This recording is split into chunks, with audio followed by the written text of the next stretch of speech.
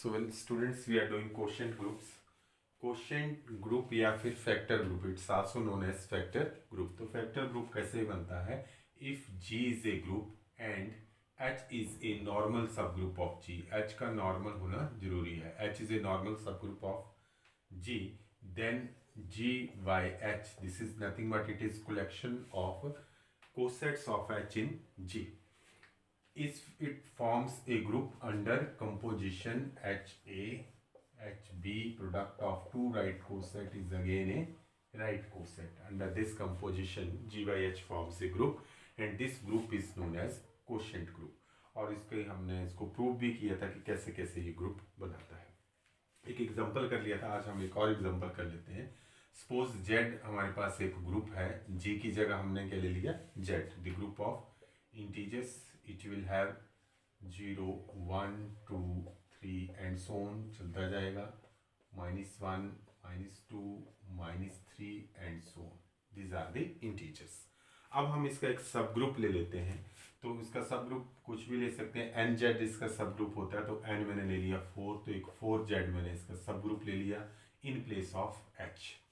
तो 4Z हमारे पास आएगा multiple of 4, 4, 8, 12, 16 and so on, and this is -4, -8, -12, this is a and it is a subgroup. ये हम कर चुके हैं, ठीक है. This is a sub, since Z is abelian, अगर Z abelian है तो इसके जितने भी सब ग्रुप्स बने वो सारे क्या होंगे, नॉर्मल. तो 4Z is normal in 4Z is a normal subgroup of Z. Z का ये नॉर्मल सबग्रुप है. अब मैं इसके G by H बनाने के लिए इसकी राइट कोसेट्स देखूंगा. नॉर्मल है तो जो राइट कोसेट होती है वही लेफ्ट होती है और उसको हम कोसेट्स भी कह सकते हैं. तो 4Z अगर मैं 0 लूंगा G का एलिमेंट, Z का एलिमेंट लूंगा ना, तो Z का अगर 0 लूंगा तब तो ये 4Z ही आ जाएगा. तो मैं अब 1 ले लेता हूँ, 4Z प्लस 1. 1 किसका एलिमेंट है? 1 बिलोंग्स टू ग्रुप. ग्रुप कौन है? Z. देन 4Z प्लस 1, हर एक एलिमेंट में हम 1 ऐड करेंगे तो 1, 5, 9, 13 एंड सो ऑन. और यहाँ पे मेरे को मिल जाएगा -3, -7 and -11 and so on. This is 4Z plus 1. This is a right coset of 4Z in Z. फिर दूसरी राइट कोसेट मेरे पास मिलेगी Z2 is an element of Z and 2 मैंने इसमें ऐड कर दिया तो मुझे मिल जाएगा 2, 6, 14 एंड सो ऑन. इसमें जब ऐड हो जाएगा तो you will get -2, you will get -6, you will get -10. और क्योंकि ये लगातार आगे जा रहा है तो कंटिन्यूड है, तो this is 4Z plus 2. Then you will have next is 4Z plus 3. एक और कोसेट आपको मिल रही है. हम देखेंगे कि ये डिस्टिंक्ट हैं तब तो ठीक है, तब तो लिखते जाएंगे. जब एक जैसे आनी शुरू होगी तो बंद कर देंगे. तो 4Z प्लस 3 मेरे पास मिलेगा 3, 7, 11, 15 एंड सो ऑन. और उसके बाद मुझे मिलेगा -1, -5 एंड -9 एंड सो. और उसके बाद अगर मैं 4Z प्लस 4 लिखता हूँ तो इसमें मैं एक और ऐड करूँगा. सिर्फ मैं बता देता हूँ, दिस इज 4, 8, 12, 16. ठीक है. This is 0, 0, 4, 8, 12, 0, 4, 8, 12 and this is -4, -8 and minus. जैसे यहाँ नहीं लिखा था तो यहाँ लिख देते हैं -9. अच्छा लिखा तो है दिस दिस दिस. तो ये सारी सेम आ जाएगी. किसके साथ सेम आ जाएगी? 4Z plus 4. 4Z प्लस 4 भी यही होगी, 4Z प्लस 8 भी यही कोसेट होगी, 4Z प्लस 12 भी यही कोसेट होगी. जब हम Z का इसी का एलिमेंट लेंगे ना, सब ग्रुप का एलिमेंट, तो वो कोसेट क्या बन जाएगी? सब ग्रुप. तो हम देखेंगे कि हमारे पास डिस्टिंक्ट राइट कोसेट्स कितनी आई. 1 इज 4Z, ये राइट कोसेट है. 4Z, 4Z plus 1, 4Z plus 2 and 4Z plus 3. तो यही 3 डिस्टिंक्ट राइट कोसेट्स आई. और इसको मैं लिख देता हूं, G by H is equal to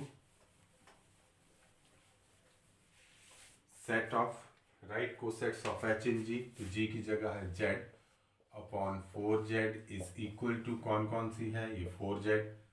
H हमेशा राइट कोसेट होती है. 4Z प्लस 0 लिख सकते हैं हम इसको. 4Z plus 1, 4Z plus 1, 4Z plus 2 and 4z+3। तो देखो h की तरह क्या, h की जगह आ रहा है हमारे पास 4z और g की जगह कौन है, group z। This is z is a group with respect to addition. तो ये एडिशन के हमारे पास कोसेट्स है and it forms a group. अब देखिए ये इसका आइडेंटिटी एलिमेंट है, दिस इज आइडेंटिटी एलिमेंट। लेकिन है क्या, इट इज ए सेट। इसके पास इतने सारे एलिमेंट्स हैं, इनफाइनाइट सेट है, लेकिन यहाँ पे बिहेव क्या कर रही है, आइडेंटिटी एलिमेंट का। 4z+1 में अगर 4z ऐड करें तो मेरे पास 4z+1 ही आता है। ये जो 4z+1 है ना, इसमें अगर हम ये 4z एलिमेंट्स अगर हम ऐड करेंगे तो we will get again, this is nothing but we will get 4z+1। वापिस वो ही हमारे पास आ जाएगा 4z+1। So this is similarly 4z+2 में ऐड करेंगे हम 4z+1 तो मुझे मिलेगा 4z+3। 4z+3 में 4z+2 ऐड करेंगे मुझे मिलेगा 4z+5। लेकिन 4z+5 मिल जाएगा और 4z+5 is nothing but it is equal to 4z+1। आप देखोगे तो जब उसके एलिमेंट्स कंपेयर करोगे तो आप देखेंगे कि this is equal to 4z+1। तो इसका बिहेवियर बिल्कुल वैसा ही होगा 0 1 2 3। इसका बिहेवियर बिल्कुल वैसे ही होगा जैसे हमने किसका बिहेवियर देखा था, Z4 का। Z4 का जो बिहेवियर देखा था ना इंटीजर मॉडुलो 4 में, तो बिल्कुल सेम बिहेवियर होगा। ये 0 की तरह बिहेव करेगा, ये 1 की तरह, ये 2 की तरह और ये 3 की तरह, और 4 जब भी आएगा तो वो 4z बन जाएगा। तो आपने इसको कंपेयर करके देखना। Z4 हमने पढ़ा था with respect to integer modulo 4। अब अगर हमारे पास ये ग्रुप बनता है तो हर एक ग्रुप में एलिमेंट्स का इनवर्स भी होगा। क्लोजर आप चेक कर सकते हो, आइडेंटिटी इसके पास है। इनवर्स अगर आपने चेक करना है तो इनवर्स में क्या ऐड किया जाए कि हमारे पास क्या मिल जाए, आइडेंटिटी। तो देखो 4z+1 में हम ऐड करेंगे 4z+3 तो मेरे पास आ जाएगा 4z+4 which is nothing but 4z। यही करते हैं ना, जो a होता है a को हम आपस में ऐड कर देंगे, a+b। ऐसे लिखते हैं हम HA/HB is equal to HAB। इनके बीच में कंपोजिशन वही है जो ग्रुप के बीच में होती है। तो कंपोजिशन क्या है, इसमें प्लस है, H+A plus H+B is equal to H+A+B। तो ये कंपोजिशन हो जाएगी हमारे पास, ठीक है। तो ये 4z+A+B जो भी आ रहा है दैट इज द। तो ये इस तरह से एडिशन हो गई। तो हमारे को इसका मतलब ये हुआ कि 4z+1 का इनवर्स कौन है, 4z+3, और 4z+3 का इनवर्स कौन है, 4z+1। सिमिलरली 4z+2 का इनवर्स कौन होगा, तो ये 4z+2 ही होगा because this is 4z+4 and 4z+4 is nothing but it is 4z। ये z है, ये z है, z। ठीक हो गया। तो इसका इनवर्स ये खुद ही है, दिस इज सेल्फ इनवर्स। और आइडेंटिटी तो आपको पता है, आइडेंटिटी अपना ही इनवर्स होता है। अगर हम ऑर्डर की बात करें तो आइडेंटिटी एलिमेंट का ऑर्डर हमेशा क्या रहता है, 1। तो order of 4z is equal to 1 and order of 4z+1 का ऑर्डर कितना होगा, 4z+1 का। इसको कितनी बार आपस में ऐड किया जाए कि आइडेंटिटी मिलेगी, तो पता है इसको 4 टाइम्स ऐड किया जाएगा। एंड ऑर्डर ऑफ 4z+2 कितना होगा, कितनी बार ऐड करे जाए कि हमें आइडेंटिटी मिलेगी, 4z+2 एक बार, 4z+2 दूसरी बार ऐड किया तो मुझे आइडेंटिटी मिल गया 4z, तो 2 टाइम्स। तो इसका ऑर्डर कितना हो गया, 2। और अगर हम देखेंगे ऑर्डर ऑफ 4z+3, मैं इसको देखूंगा नहीं कि मुझे पता है एलिमेंट और उसके इनवर्स का ऑर्डर सेम रहता है। तो एलिमेंट का ऑर्डर 4, तो उसके इनवर्स का ऑर्डर भी कितना हो गया, 4। अब इस ग्रुप का ऑर्डर कितना है, order of z upon 4z is equal to 4, and there exists an element of this group whose order is again equal to 4। इसका ऑर्डर भी तो 4 है, तो it means it is a cyclic group. बन गया नहीं, cyclic. z upon 4z is a cyclic group because order of z upon 4z is 4 and there exists an element whose order is also 4। तो वो इसका generator बन जाएगा, 4z+1 is its generator. अगर ये जनरेटर है तो इसका इनवर्स 4z+3 भी क्या बन जाएगा, इसका जनरेटर बन जाएगा। तो it is a cyclic group and its generator are 4z+1 and 4z+3। तो आपने अगर कंपेयर करोगे ना Z4+4 के साथ, तो देखना आप देखेंगे कि ये तो बिल्कुल सेम टू सेम इनका बिहेवियर है। So this is a quotient group. अब हम इसके कुछ रिजल्ट्स हैं, ये दो इंपॉर्टेंट रिजल्ट हैं, उनको कर लेते हैं। So first result is,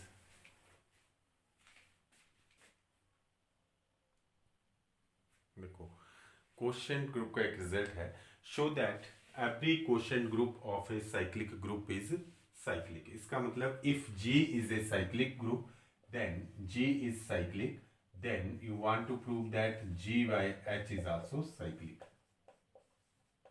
If G is cyclic, then you want to show that G by H is also cyclic. तो G अगर cyclic है तो it is generated by some element, इसका भी एक जनरेटर होगा, और हम ये शो करेंगे कि G by H के पास भी एक जनरेटर है, ये भी it is also a cyclic group. तो शुरू करते हैं the result. Let G be a cyclic group.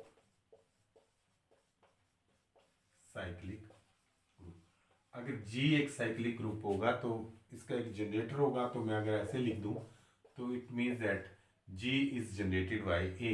इसका मतलब यही होता है A is the generator off G and G is cyclic. If G is cyclic then it is abelian also, as G is cyclic, therefore G is abelian. Every cyclic group is abelian, but converse is not true. If G is abelian, then its every subgroup is normal subgroup. Therefore, every subgroup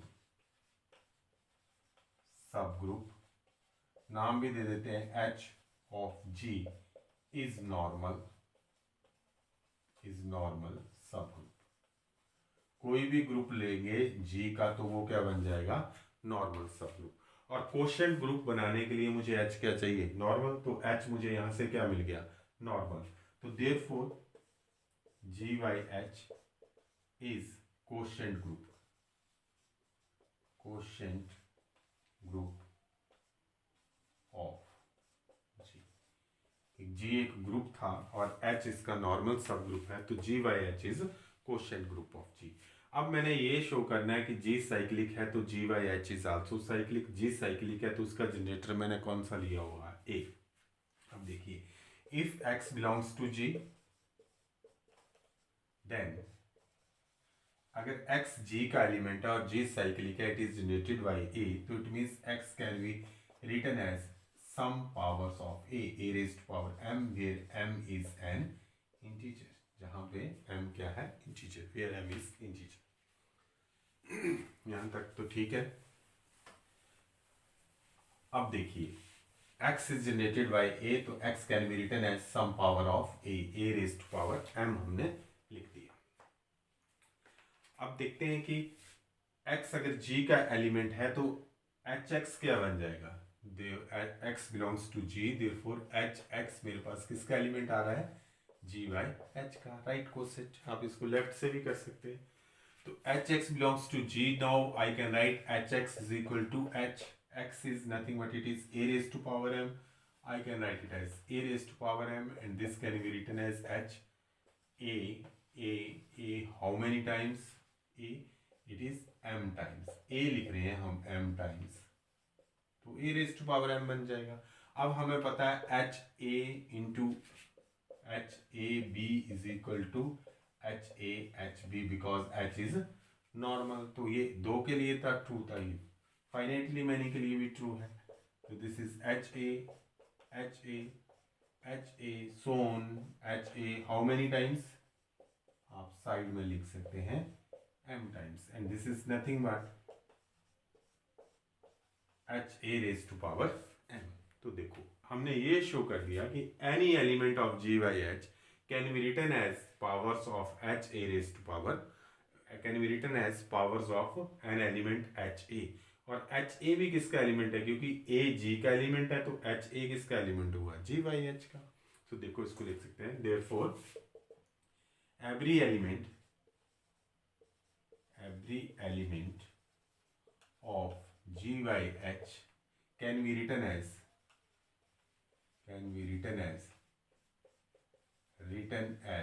powers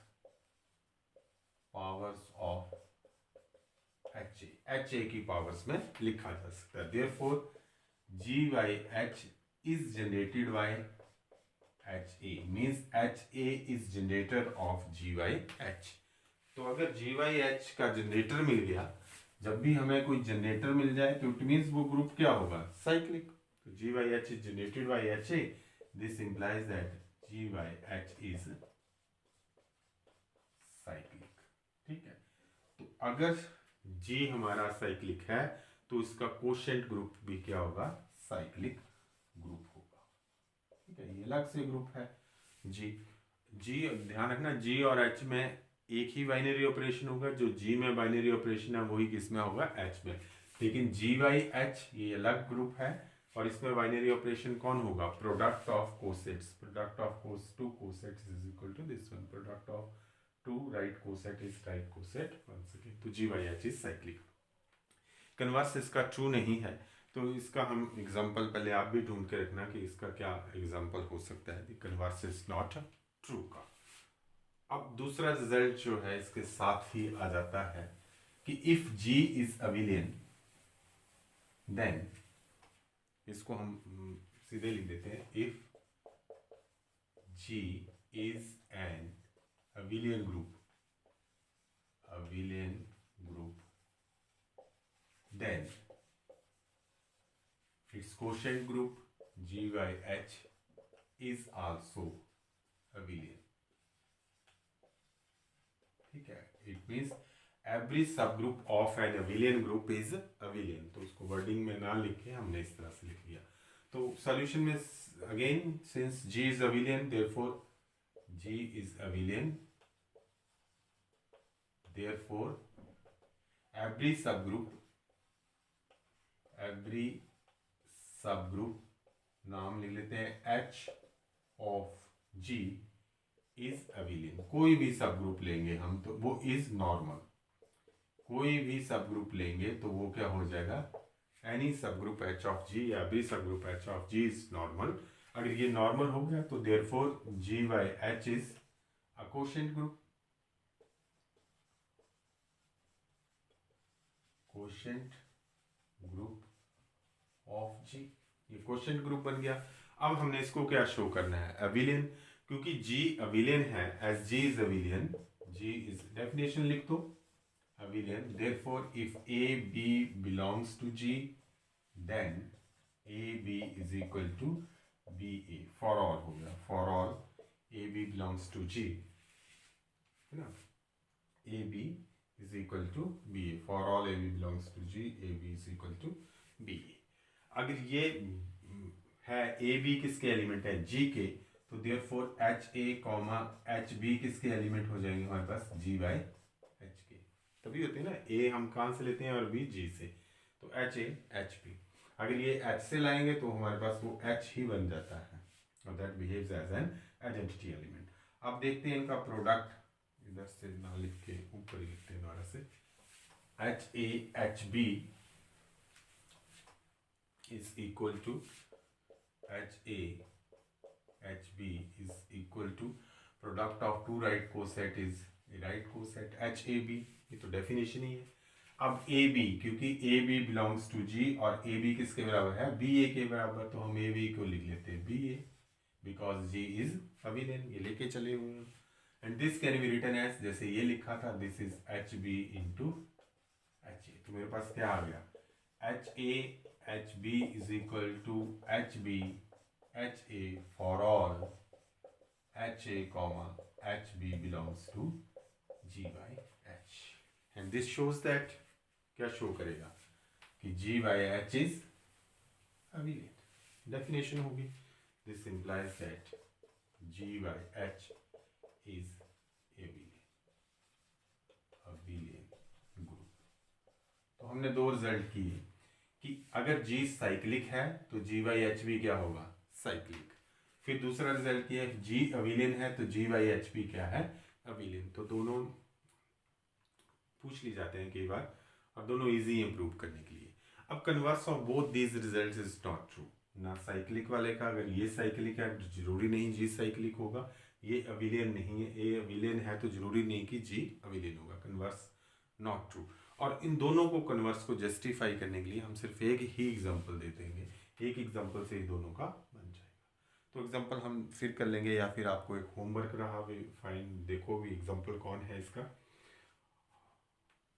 और इसके questions कर लो। इस सब group में, question group में इतना ही काफ़ी है जितना हमने किया, बस एक शुरू का वो GYH को क्वेश्चन ग्रुप प्रूव करना और उसके बाद ये साइक्लिक और अबिलियन वाला रिजल्ट्स और कुछ एक क्वेश्चंस। तो that's all for today, have a good day.